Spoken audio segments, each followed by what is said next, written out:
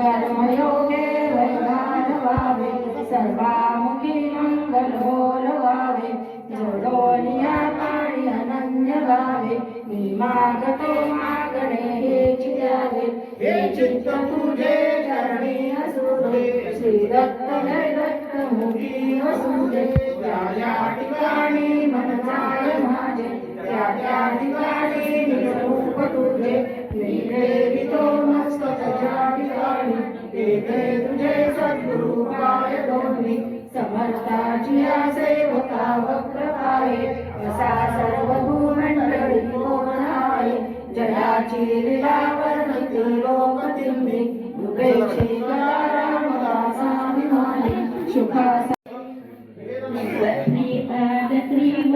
संतदैव श्री दत्तात्मानुभावी देवादिदेव भावप्रयते समाधी सुकीर्ते घोरात् कष्टात् रुद्रात्मा नमस्ते त्वन्नो माता त्वं पिता तो द्विप